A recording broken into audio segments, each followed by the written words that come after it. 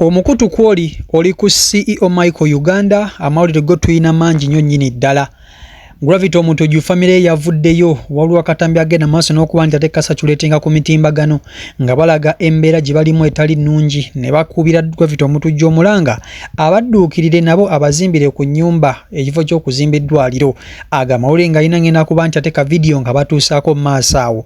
Waliwo omuvubuka eyeegulidde erinnya ku TikTok amanyiddwa nga Lucky Choice ng'ono poliisi yamutaddeko obukadde n'obukadde bwa ssente amulabako ono nno yeegulidde erinnya mu kuvuma naddala abo abatawagira Bobi Wine naye akatambi nkayina mu maaso awo ogenda kuba nti ate oweewulirako kubiriwo ate nga tuvudde awo. Omukulu Lili Puzzle ow'enkudi naye alomboze ennaku gyalabidde mu entertainment industry oba music industry alomboze okubonaabona kwe yayitamu okutuuka waali n'asaba Uganda muleme mumuteekako mbeera mumukkirize yeyagale kubanga byayiseemu tebibadde byangu ago n'amalala ngenda kuba nti ate nga bawa mu bujjuvu ky'oba okola. Video eno girabe okuvira ddala weetandika mpaka weggwerayo amawulire galimu manyo nnyini ddala era video ogimpereka like atandaba kusubscribinga bwe twogerera tukoze enoonyereza wano aba Gravity tutuuseeko ewaabwe era ewaabwe wano gano ge malaalo ga kitaawe gano ge malaalo mwetegereze bulungi amalaalo gano igakitawa Gravity ono yesengawe yono sengawe temugamba nti ate yesenga omuyita otya mama Wabuyu Girisomu wabuyani Girisomu Wabuyu Girisomu akuyita senga tutuuseewo senga we ewaabwe awadde kituufu Gravity ayagala kuzimba eddwaliro Busaabala naye nange jangu ozimbeko eno ewaamwe ki eddwaliro jangu ozimbeko ennyumba njereere baga senga wa Gravity aligamba jangu ozimbeko eno ennyumba oyogera mu lulimi luli lwawuli njotongoleho n'ennyumba mwana wange kwegayiriye njotongoleho nga n'ennyumba walome nga hati n'ennyumba ya Wabuyu eno bayitayo batya wano Kangalaba esenta ate bagiyita batya esenta Nalusaga tutuuse eno yennyumba ya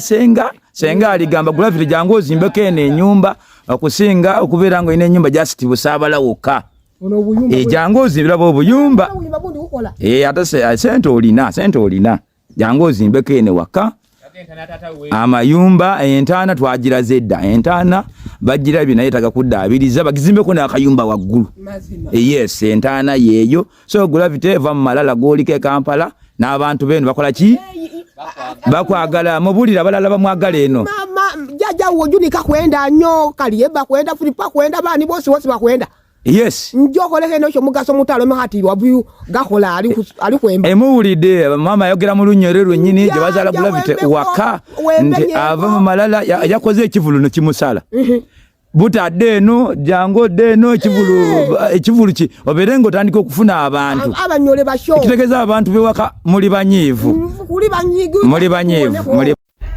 Lucky Choice omu kwabo abavubuka abatamanyikiddwa oyinza okuba nga tumumanyi naye kyemanyi abagobera ennyo TikTok n'ensonga za Bobi Wine omuvubuka oyo muteeka okuba nti ate mumumanyi yeegulidde erinnya mu kuvuma n'okusensebula abavuma Bobi Wine oba abatoobola Bobi Wine kwegamba takoma mu kukuwa level wabula akuvuma n'akuwemula n'akukunkumula bwoti kakati omuvubuka yatadde emikwano gye matiga oyogola bamukatambi emmeremenya nammwe abaku TikTok abamu mumanyi y'omu kwabo ndowooza mikwano gya Lucky Choice poliisi emunoonya era nga poliisi mu kumunoonya atandikidde kwono mmeremenya nga kigambibwa nti mmeremenya alabika yeemanyi ne Lucky Choice njagala nkwe mmeremenya owulira ennaku gy'alimu mu kaseera kano oluvannyuma lw'okuba nti naye poliisi atandise okumunoonya n'oluvannyuma tweyongereyo.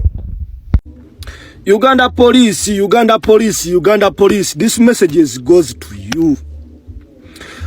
Munkubidde amasimu, munsindikidde message ndi mwana muto munneraliikiriza wadde muyinza okundaba ng'omuntu omukulu. Navuddeyo ne nkubira Lucky Choice essimu. Lucky Choice teyakutte essimu. Naye okubeera nti nakubidde Lucky Choice essimu tekitegeeza nti mmumanyi. Mwenga mwafunyemu enamba yange nga temumanyi nange engiri gye nafunyemu enamba ya Lucky Choice nga simumanyi. Wano ku TikTok sina muntu gwe nsobola kuinboxinga n'atanziramu. Na inbox nze Lucky Choice, it was yesterday but one. The rolo akumeka ino video njikoze lwa mukaga. Kulwa kuna zali sawa omwenda. Na inboxing Lucky Choice oluvanyuma lokola video ya Half London. Abantu ne munsa bankubire Lucky Choice. Ne mu inboxing step by step. Lucky Choice ne musabe namba nampe namba ye. Bwampe namba ye. Yankutira nangamba mmeremenya tonkubira simu kubera ne wona nkubira sijja kukwata. Just namba njikuwadde buwinti nkumanyi. Sikuli shooting zilina. Lucky Choice we yampadde namba. Na kola live eche nyini ekiro kulokuna mwaliko ku live ya Lucky Choice nengendako. Lucky Choice yenyini yayogera jukira Lucky Choice wakola live taba mu video. Taba mu video. Lucky Choice yenyini nayogera nangamba menemenya kulabi oli ku live nakuwadde namba yange na yensa batonkubira. Kubawo nankubira sijja kukwata. Then nenjiko isanga advantage. Yesterday nenkubira Lucky Choice esimu. Olwokumeka olwokutaano olwejjo nenji postinga. Lucky Choice te yankuta. He posted that video. Nga simanyi nti obe na atambula no tambula. Reason being te yankute. Ochitegera. Ne Uganda police, you people, you are sending me messages. Ababade ku live yange. Muchirabi. Kampala najivuddemu. Naye Kampala jiva muchikosa bulamu bwangu. Reason being motoka najitaddemu amafuta. Almost nzo okujene wafe nnyo emitwalo 13 mu motoka yange kubenywamu. Ochitegera. Nagaddewo business yange. Mwezi jaka sente owerera abato bange n'okubeera nga ndabira family yange. I closed my business. Mujimanye ya mmeremenya beddings. Kitegeeza buli kimwe kyange kikutte. But because of Uganda police, muneraliikiriza. You people nabasindikide screenshot. Simanyanga afande oba kachi? Katwe simanya katwe bichi simanya bichi. I sent you a message. Yesterday mwampise. Ne mungamba nzije ku Coach Tower. Coach Tower njimanyi. It's near CPS. It's like he wanted to arrest me. Ne mumpita simanya nkole statement. Atenga mazoba sinikira buli kimu. My people, I don't know Lucky Choice. See, Uganda police, I don't know Lucky Choice. Nange namusabye namba mu inbox. Bana ekanswenti muntegedde. Nze sikola violence menya videos onaze enkoze. You people, you can witness sifumanga ko muntu yenna. Banvumye sefuko yanvuma silver unit yanvuma abantu banvumye gravity yanvuma tho video ya gravity surge posting gravity yanvuma sifumanga ko muntu yenna simuddiza. Nate kati okubeera nga mutandise kunnwana mulimba. Nze nayagadde sanyusa abantu bange. Bangambye kubira ku Lucky Choice. Okitegeera naye wamma baganda bange nayagadde sanyusa mmwe. Nayagadde sanyusa mmwe. Nze okubira Lucky Choice tekitegeeza nti saagala Bobby. Bobby Wine mwagala era ndi ku mutima. Era nkyogera seekwese ye mukulembeze gwe nalonda n'akalulu akawedde. He's my president wano mu Uganda. Bobby is my president. Era is the only president I know. Bobby Wine is my president. Era mwagala okuva ku ntobo y'omutima. Muneraliikiriza, I've closed my business baganda bange. Kyokka season gye ndimu yeeyokola nze ndi musajja mutunzi wa mifaliso. Abazadde sawa zino bazza abaana ku masomero bagula emifaliso. My business is down yetudde. Abazadde abalina okungulako emifaliso. Instead of amasimu gavuga siri kuduka ndigadde. Kati nze nkole ntya. My people, munsabire. I'm going to pass through this. Kenaze mu kyalo. Nja kudde Kampala nga ne wemba yitako nga mpita mbasirikale 100. Balabange empewo yeyitawo. Just nammwe munsabire nze manyi munjagala. Ate kimanyi you don't have problem na kyenakoze. Kuba manyi mwe musinga mutegeera n'okusinga ababalooza nti bategeera. Obulamu bwange bwonna n'ensenule teyanjagalako. Simanyi oba yamala n'anjagala. Oba amanyi nafuuka muyimbi simanyi. Akyakujjukira nti yeggwe.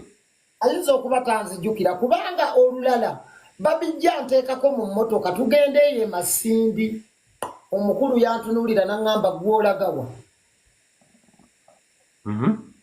Nenkyuka nenzirayo mu kazigo kange ne suuna bbeeri babijja nanga wali omusajja oyo alabika tiyakusiima. Ne Masindi yakwegobako. Essebo nze nisendule buli lwe yansanganga yangobanga. Njagala ate neebaza omuntu eyanyamba Serekitadde by'omumanyi muko waffe Serekitadde by'ow'Emagere. Mumanyi. Oyo Ziza Bafana alina oluyimba lwa pomini. Kati Devi ebiseera ebyo yali akubira ebyuma ng'akubira pulezidenti ng'akubira Bobby ng'amukubira ebyuma ate ng'ajja n'azannyiramu ne ku Bafana. Kati Serekitadde by'olwo Bafana atukubira tumusange ku NBS tugendeyo wansi ku leeka Albert eyo Hoima. Serekitadde vinga ngamba gwe pazo oliwa.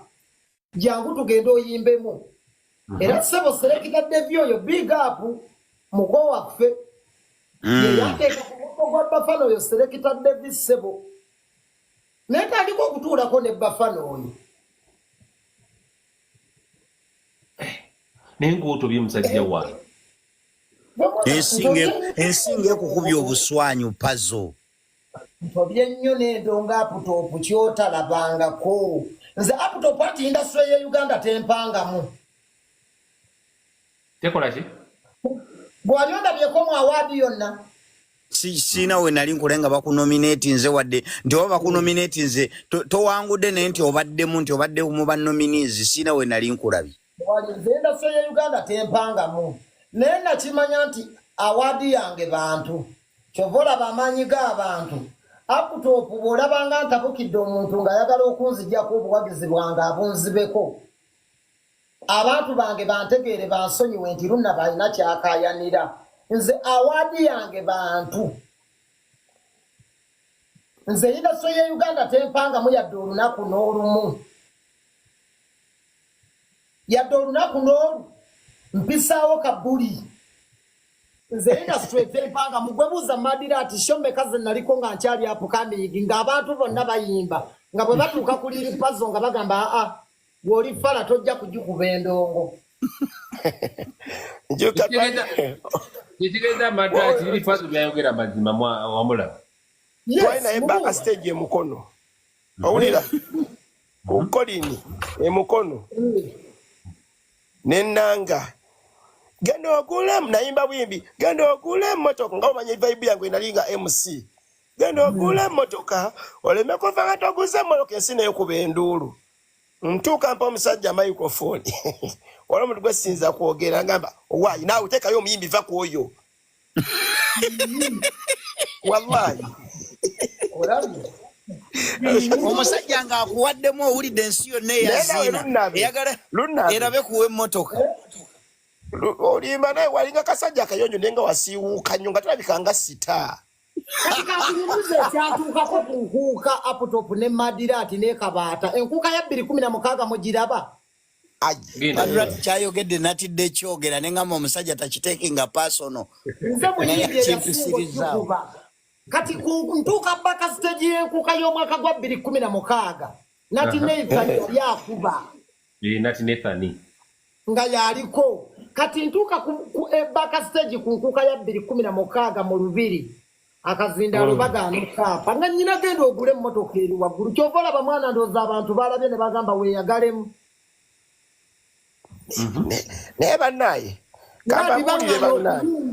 Kati Nati Nathan abava ku stage oluyimba n'alusuulayo. Ensi n'egwedda luneempalampana Kibuli. N'endyoka nkuba enkuuka. Ani yali akuganya okuyimba? Bangamba toli ku listi. Ninga wagiriko. Taliko. Naye nga bw'omanya oluyimba lwagenda ogula emmotoka leero lwaliko.